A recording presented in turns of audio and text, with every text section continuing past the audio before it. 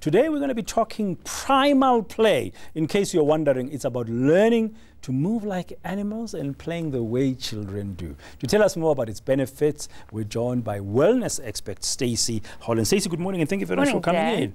Yeah, primal play, is it a new concept or has it been around? It's an ancient concept. It's how we moved when we evolved as creatures. If you think about it, you've heard about primal eating and ancestral eating, you know, keto, paleo, that way of eating. This is the same thing, but with movement. It's a philosophy that emphasizes natural movement. So moving the way we did when we were children, actually. In fact, when last did you climb a tree or crawl around on the ground? Yeah, that's a good question. Exactly. I don't remember. So is those kind of things, were you mentioning tree climbing as an example? Yeah, okay, you want to get to that point now if you've lived a sedentary lifestyle, or even if you're quite fit and you're plateauing and you're finding that perhaps you're a little bit bored with your workout.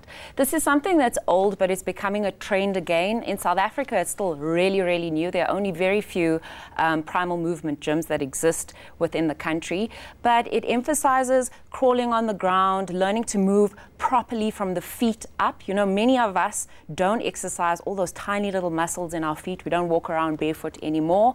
It's a type of movement that also reduces injury, it builds strength, it improves mobility and flexibility as well, and it should be fun, and that's the most important thing. Well, I know they say there's always a child in everyone, right? Even an I adult. think we've lost play with like with the way children do. Yes. So it's part of this primal exercise. So there was a video that was done a while ago with Dale Steyn where he had to mimic every movement that his baby did, and he was exhausted at the end of the day, because you know, if you look at a child's squat, for example, it's the easiest squat.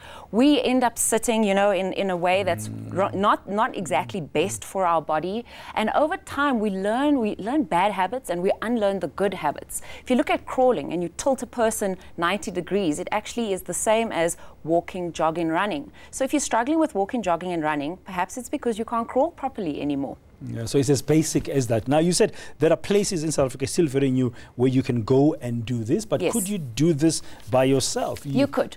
I would advise that you do it with someone that is an expert in primal movement, because, you know, it's something that you haven't done for so many years that you might end up hurting yourself, but it should be the most natural movement for you under the guidance of someone.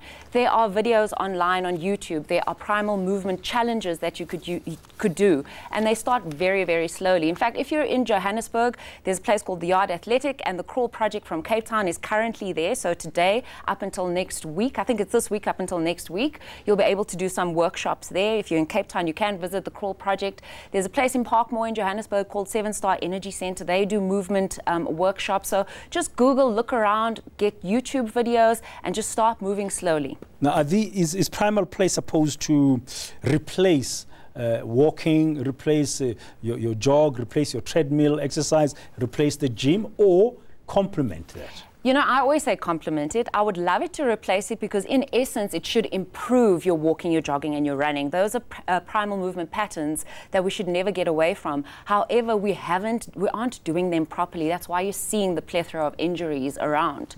So it's about almost taking a step back in order to take 2 or 3 steps forward. So if you find that you're injury prone, you've been plagued with a certain amount of injuries, perhaps this is a solution for you to build yourself up strongly in a strong foundation before you move on to those type of movements. You know, just listening to you, sometimes I wonder, are we trying too much to be well and fit, or are there some basics? Yeah, I think so, and I think this is exactly why this would be fun for people.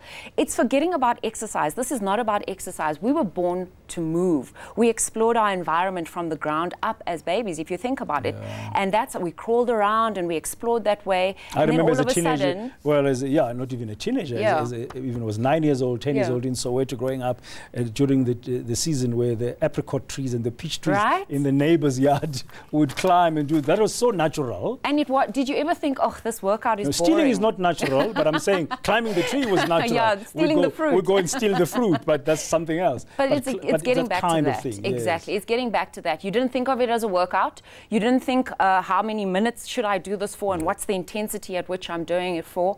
You just really enjoyed it, and when you enjoy something, that's when it works. And it kept you moving, and that helps your muscles and everything else. Exactly. Stacey, thank you very much. My pleasure. Stacey Holland, of course, she comes in now and again for our regular wellness slot here on Morning News Today on a Wednesday morning.